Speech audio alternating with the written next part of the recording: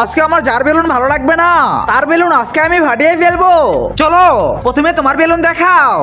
Ma'am এই তো আমার বেলুন। এটা আবার কেমন বেলুন? আমার তোমার বেলুন পছন্দ হয় নাই, এটা তো আমি ফাটিয়ে ফেলবো। এবার মায়া তুই দেখা বেলুন। ম্যাম আমি আপনার জন্য শ্যাল বেলুন নিয়ে এসেছি, তোমার বেলুন আমার পছন্দ হয় নাই।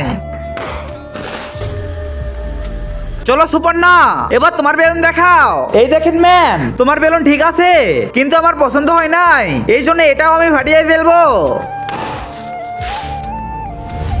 সবাই তো একদম বাজে বেলুন দিয়েছে, মুডি খারাপ করে দিয়েছে আমার। আর মাত্র একজনই বাকি আছে, এ আবার কি বেলুন দেবে?